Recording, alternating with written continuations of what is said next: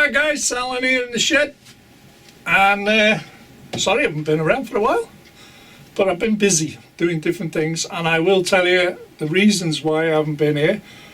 But without further ado, I wanted to show you I had to do a major track repair rebuild on the outer section due to the weather basically. But it's the section, remember it was all there before I covered it all in. It was open to the elements and it's took its toll, and it started derailing trains. So I've addressed the problem and rebuilt the section. And what I'll do now is show you what I've done, and then we'll go into a short story of me at Warley and some thank yous, okay, and a shout out. There you go. Right, so let's show you what I've been doing on the outside. Now at this point in the proceedings, I need to explain a little bit. I've taken the top lift out section in, which is neither here nor there. That's only a couple of screws. That's the way it was designed. Taking the back seam down, and the problem was this particular timber here, I'm not in my own shadow, you'll see a gap there. That is one piece along there. All along there is one piece of wood. That thick, it's an inch thick. Well, the timber's rotten. It's expanded, and it causes, as the train come round here, down here, it used to drop off. Well, I've got to replace all this section here, and that's, I've just started to take it apart now. So when I find the screws, it'll come out pretty good. But that's what's happening up to now. Okay, I'll come back to you when I'm ready. Well, I managed to get the board out, and I found more damp than envisaged. Up there it's damp, all it's damp across that track there, so the water has been running, and the condensation in here when it frosts, I've had that before, but I didn't think it was that bad. But now I've taken the tracks up, all the ballast is loose because it's damp. So the glue effect has gone off, yeah. So anyway, that can be all cleaned up and redone, and then we just get some new timbers and level it all up again. Bottom layer's fine, it's just dirty at the moment, as you can see, but it's just getting two timbers to match that height of that, get you down to here, relocate the bridge, and retrack, and then see next after. We'll see how we get on. I'll be back when more updates. Part 3, got the parts, the bridge is now back in. This is secure, this is the little box section I've made. This seems to be stable, this seems to fit okay. Just undo the catches, bear with me. There we go. Drop bridge is back in, so that's okay. Get the catch back on. There we go. I've checked that, that's absolutely level. This is all level. There was a slight tolerance there, but I've used this, bear with me, this stuff, foam board, underneath there, and it's given it a bit of a cushioning. And I've sealed the end, so there shouldn't be any moisture getting inside. And I've got a slight discrepancy here. Well, I had that before, and this is what was causing me issues. But when I get to cut this now, this will go into the corner, and that's where the track's going to go round. Okay, so that's the next part of the puzzle. But apart from that, if I step back a little bit, things are going well. Bottom bridge is out, it's only for access, because I haven't touched that at all. That'll just screw straight back into place without any worries. So I've had to rebuild all that there because there was issues with it. It was causing derailments on this curve. Now I can address it by redoing that. The wood was starting to rot, especially on the front here, but no worries. And then once it's in place, I'll slap some paint around it and game on then. But I've just got to like fit that curve in there and then adjust the level along there. Do some packing on it. Maybe may only take a bit of cork, to be honest, to fetch it up to level. Well, we'll see how we get on when we get that far. Anyway, well, that's where we're up to. Okay, see you in a bit. Right, where we're up to now. I left you a few seconds ago. I've fitted that in and I've put a board on the front to tidy it up, and I've started laying the track, and I've also varnished all the wood there, all the fresh wood's all varnished, so it's protected. The majority of it, you're not going to, well, most of it, I wouldn't, or even all of it, you won't even see. By the time I get the scenics on, the ballast, a bit of grass, a bit of walling, it all adds up, so it'll all disappear, so you won't see it. Like I said, I've just started doing the tracks. I'm just making sure the levels are right on the lift up section, and I've gone round the corner and I've been round with the old spirit level there, and the bubble says yes. So yeah, we're getting there. So the only bit left now is to put 2 flexi tracks in there where that's vacant, join it all up, and I should be up and running and do some testing. So right, be back shortly. There you go guys, all done. It's now all in place, all level, tracks in, and it's under test. I've had to do a couple of tweaks, but I think most things you got to adjust little things here and there, but it's all running fine. So that's that project done at the moment. All that's left now is to put the lower section bridge in, which won't take long, hopefully. I hope I haven't disturbed too much, but basically that's it.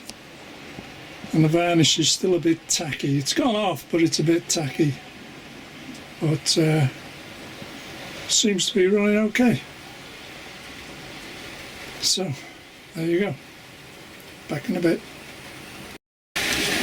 There you go. Anyway, might not seem much, but it's a lot of work trying to do that and getting it level. But the whole point is to stop the derailing, and I have now. And it was the P2 was derailing, because I was getting a slight dip here and a further dip here, so as it come off the curve, front wheel was dropping off. And of course when he got down to the points, pile up, innit? Well, there you go. But yeah, well, it was sorted now anyway. That's the main thing, and it seems all in place. Like I said, it's all down to testing now. It's all tacked into place, solid. There's no sponginess anywhere. Yep, we're all good, and just got to watch the temperatures, haven't I, now? Because I've done it in, well, saying that, it's 15 degrees today, so it's not a bad day for it.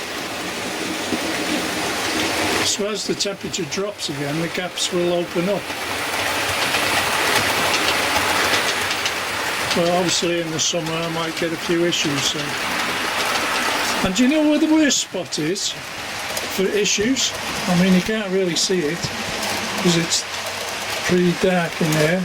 There, the transition from outside to inside, it's just unfortunate I've got a couple of joints there, but that is the worst point. Inside I have no issues. All the rest of the track is just that one place there. The temperature difference made it. Anyway, I've packed it underneath to stop any upward draft of coolant from the air. But there you go. So we're on the case anyway. Now I understand it. But apart from that, it's all good going. And clean up the what do they call it? Cobwebs.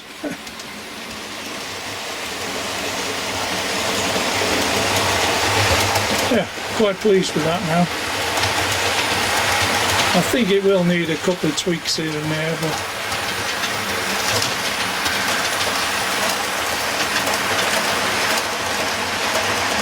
it's bedding the track in again now, let it all settle with the temperatures. Right, moving on. Right guys, there we go. This is Friday before Christmas, 23rd, is it? Yeah, 23rd. I don't know what day it is. And we've virtually come to the end of the build really. All that's left is a bit of ballast and a bit of scenic work. But what I've done is put the back scenes back on. You'll see the Warleys back on. I need to do a little bit of hot gluing with them because of the temperature changes out here. Glues don't work too well.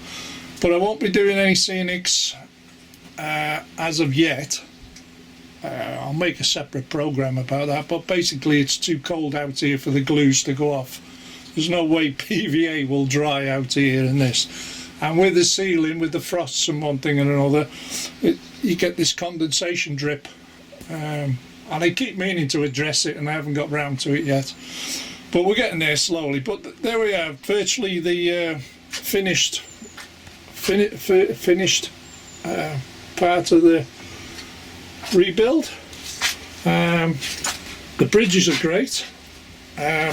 Down there on the floor I had to jack the corner post up. It was leaning inwards. I haven't got my spittle level now, but now it's all straight and level now. In fact, it's better than it was when I started. So all this will get covered up in trees and grass and everything. And I've been running all sorts of trains and I'm having no issues, so that's where I'm up to. So we'll give that a big thumbs up, and thank you very much. Right, let's talk to the camera, I think. Okay, cheers guys. Right, that's where I'm up to on the outside. Everything is hunky-dory. Now, first thing I want to say is thank you to Robert at Robert's Train Set, who gave me this for my birthday. I've just drank my tea because this is the third retake. For those of you that sometimes always forget about, I always forget to do this, but here we go. Some of you like this, I do. Hey, young, you big bloody beautiful bastards, here's me face. Oh shit, dropped it. Anyway, so I haven't been down here for 5-6 weeks, something like that, and I'll get to that little part why, the reason why. Yes, that clock has stopped and that one's the right time, and this is the third retake and I started at 1 o'clock. I've been here 2 hours.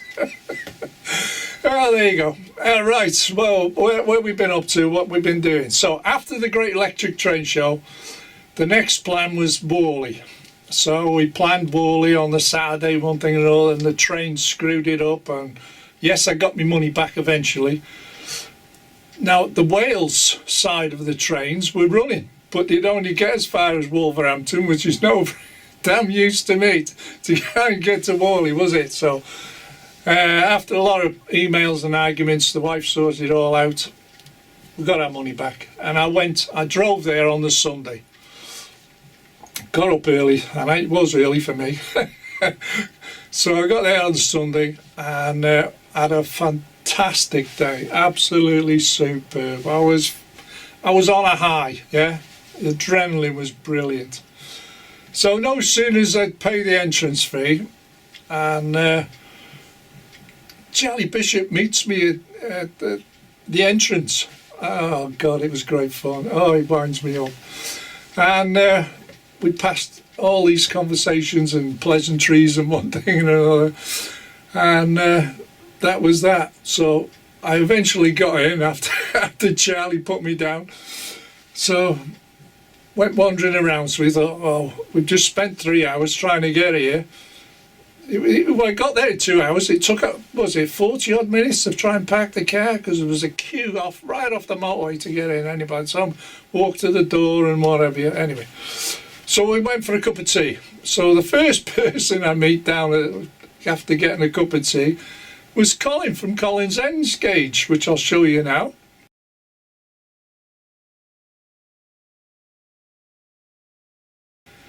And then the next person come up, there was 2 or 3 subscribers come to see me. I've never met them before, but they said hello, pleasantries and what have you. And, I think I give them cards, the old biz cards, you know. So that went well. So we'd had a cup of tea and I stood up, and I knew comes wandering around Richard, New Junction. So we greeted each other, and it's been a while since we met, since the Electric Trade Show. No, I didn't see him there, to be honest. No, I didn't. I said to him, I said, you've been hiding from me. So it was good fun. So no sooner as we started off on this conversation, and this young lad walks up to Richard, and he was a bit sheepish, you know, a bit shy, as you would, a young lad, only a young lad. He said, Richard, he said, do you mind autographing this train box for me? I've just bought a new train, so can you mind autographing it? And Richard stood back, he says, this is a first. It took him by surprise, honest to God. Anyway, he ended up signing this young lad's train box. It was great fun. And by that time, things had moved on, because he was talking to this young lad, and I go wandering again. And the next person I come across is...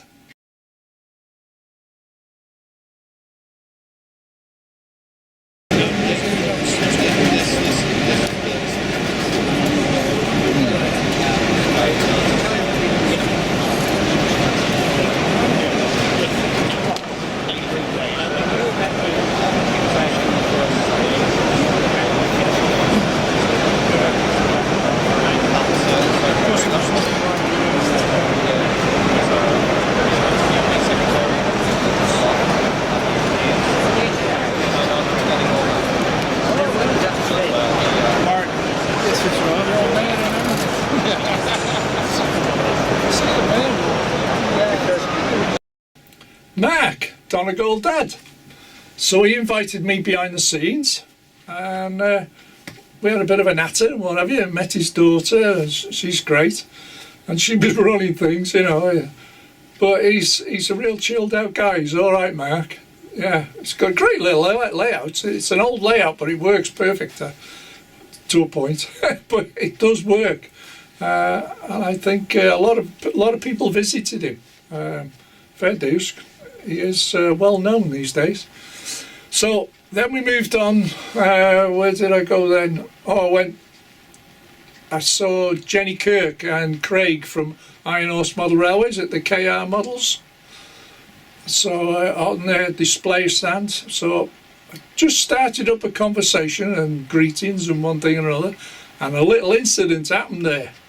So we didn't get photos, but exit stage left. I wasn't getting involved in this little incident, so I'll tell you again sometime. So then I goes wandering again, looking at stuff, one thing and another, and I come across Tris, Double O'Neill.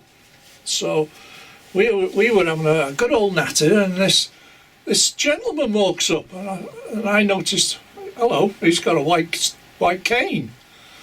So I thought, he must be blind or partially blind. I thought, you can't be going to a model railway when you're blind, can you? So he must have been able to see a certain amount. So anyway, he started a conversation with Tris, and I don't think he even noticed me. So by the time he finished the conversation with Tris and one thing and another, and he turned slightly and he saw me. So I gave him a business card. I said, yeah, check my channel out, see what you think. Anyway, 3 days later, I get a message from him saying, between me and Tris, we've inspired him to have a go at making a layout. So I sent a message back to top man, you know, give it a go, just enjoy the build. Whatever you build, doesn't matter what it is, just enjoy it.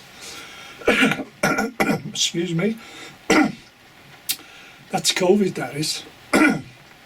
That's how it gets you after a while. So then I messaged Tris, and he was over the moon about it, one thing and another. And great. So who else did I meet then? Oh, we went down to the Warley reception area.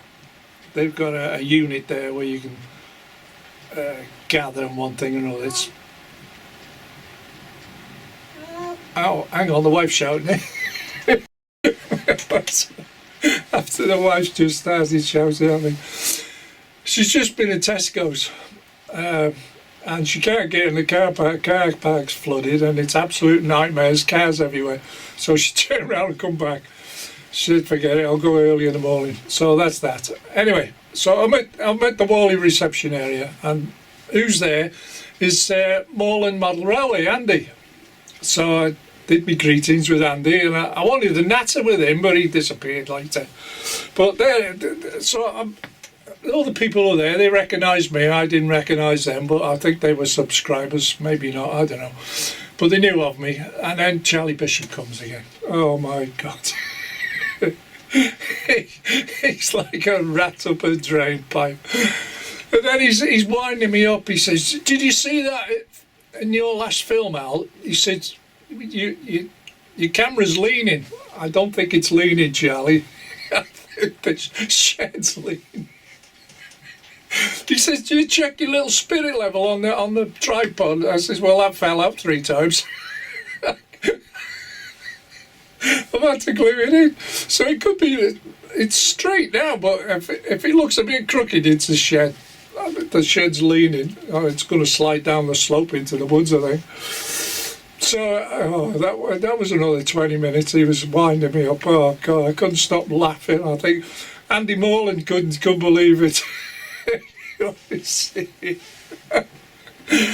So that was that. Anyway, I thought we'd got to go because we're supposed to do a photo shoot and it never happens anyway. There's not enough people to do it. I think they did it elsewhere. So moving on. So I thought, oh, I'll have to go and see West Hill Wagonworks, see how he's getting on.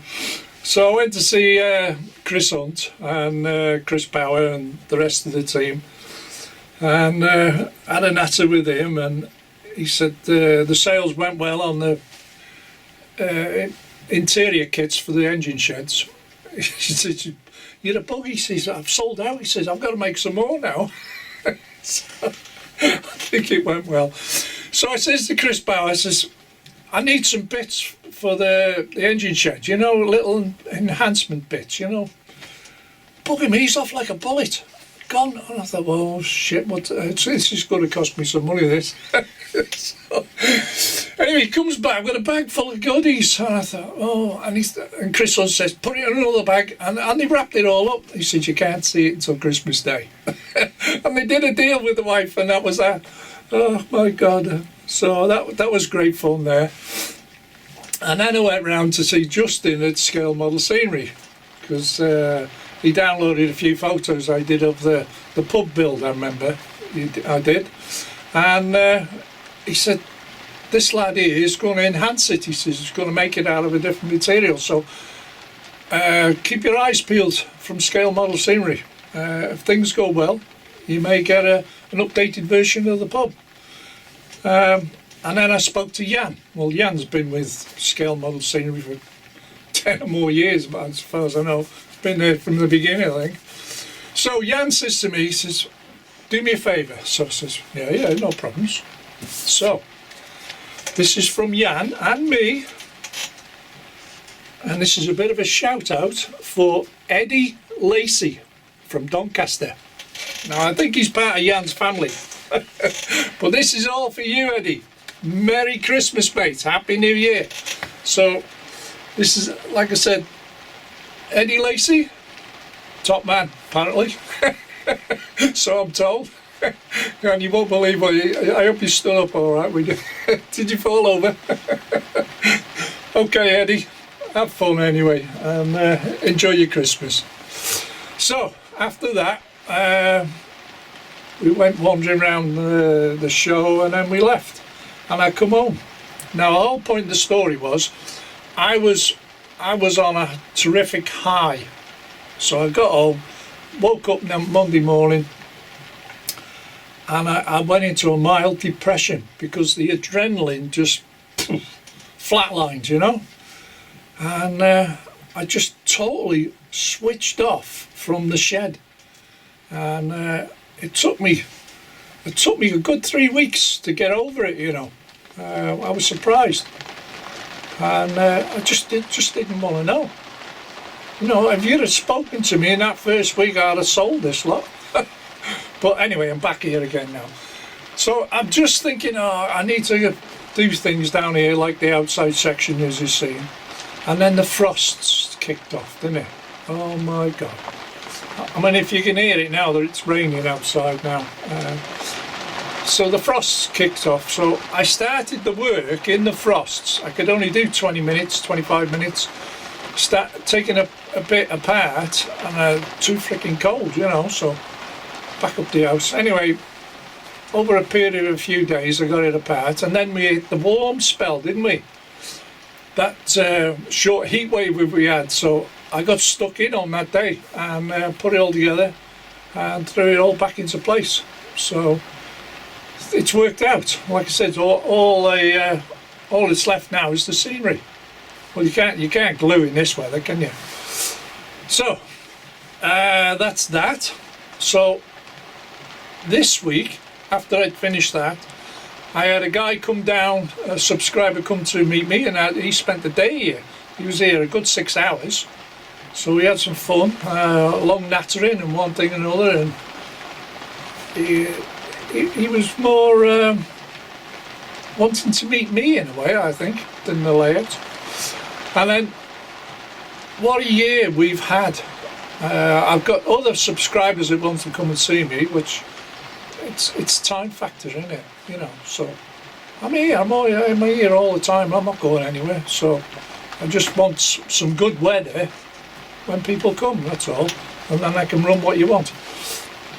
But the big highlight of the year was Joyce and Anthony Dodge from America, where I spent the day, and they come to visit here, and like Jim at Hov Emotion said, it was a surreal day, because you don't know these people because you only see them on a TV screen. You don't know what they're going to be in real life.